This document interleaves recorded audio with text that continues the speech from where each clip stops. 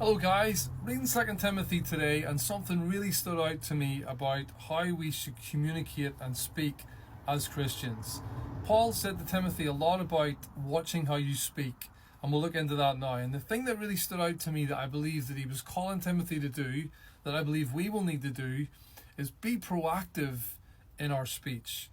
In other words, don't get caught out. Think ahead of time.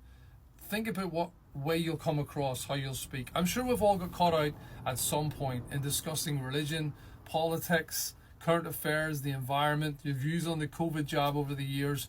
Some particular topic that caused people to get very angsty and frustrated with each other. And you wish you'd never started the conversation, or you felt embarrassed by the conversation, or you just ended up falling out with someone because of the nature of the conversation. And I think this is what I think Paul's getting at with Timothy here in terms of his speech. So things that he said to Timothy, he said, look, warn the people in 2 Timothy 2, verse 14. Warn them before God against quarreling about words. Why? It's of no value. And later on he says, avoid godless chatter, because those who indulge in it will become more and more ungodly. So it's of no value. If you indulge in this meaningless conversations, potentially, it actually makes you more and more ungodly. And then later on in verse 23, it says, don't have anything to do with foolish and stupid arguments, because they produce quarrels. So it's quite interesting that Paul's setting Timothy up here and saying, not just you, Timothy, but warn the people to not get involved in discussions. Quarrels, essentially, was the word that he used a lot. Quarrels. And I love the one in 23 which says, don't have anything to do with foolish and stupid arguments. Why? Because they produce quarrels. You could argue here that what he's saying in terms of being proactive in our speech and the things that we're going to talk about, or that people will want to talk about with us, is actually knowing what potential conversations will result in quarrels. So avoid anything that you know will result in quarrel. It does say after this, the Lord's servant must not quarrel. So we should avoid quarreling, but also then proactively know what might result in quarreling.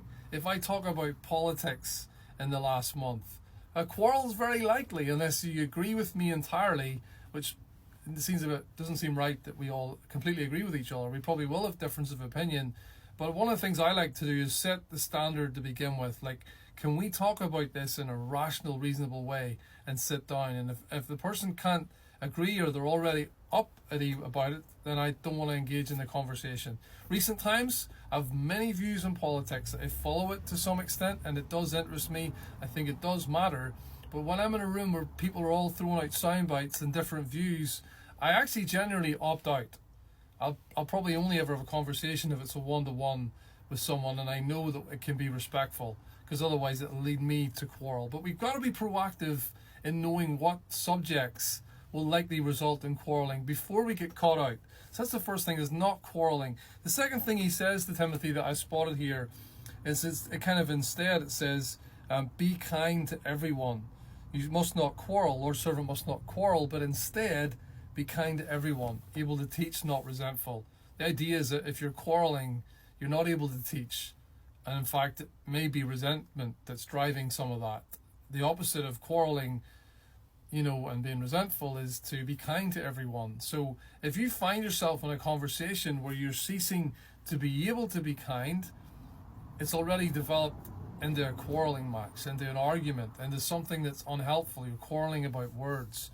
So like I said earlier, if we find that there are topics where it never goes anywhere, it just ends up people firing different views back and forth, then it's not going to be helpful to start quarreling about words. I mean, to be honest, without getting into it here, one of the things I noticed was all the recent war in Israel versus Palestine and Hamas, and all the two sides there as well.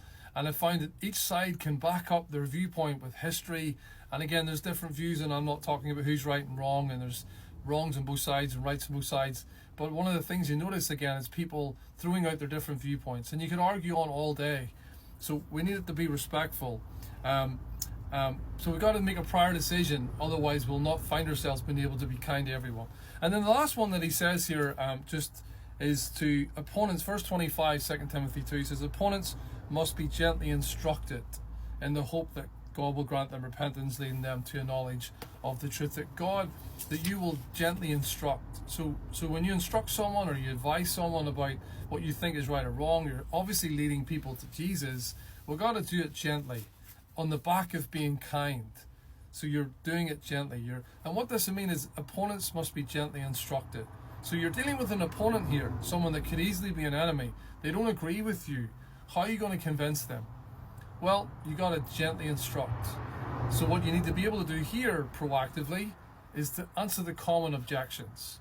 Our opponents, can we deal with the opponent's objections? Common objections of our day that deny that Jesus is the only way, that deny that we need to follow him with all our heart, that we can't pay lip service to religion. Can we answer the common objections of our day? Again, it's all about proactive speech, proactively deciding not to quarrel, deciding about what the topics are that lead to quarreling. To try to proactively decide to be kind to everyone, make a prior decision, and then proactively learn, read, study, think, ask other people, how do we deal with these common themes that I hear, these common arguments and objections to Christianity that I hear? How can we do that? Number one thing being in all of this and deciding to have proactive speech is don't let ourselves get caught out. Why? It results in the worst us. I don't know about you, but it results in an argumentative, frustrated me. There are topics that I know I find it very hard to talk about them because I want to get really, really passionate. And I know that can be very conflicting with the other person. So I've got to set the scene first, decide that I've got to, know what the buttons might be pressed in people, to decide to be kind. And if they are against me and we are against each other, gently instruct if they do want to hear what I have to say. Let me know your thoughts. We've got to be proactive in our speech.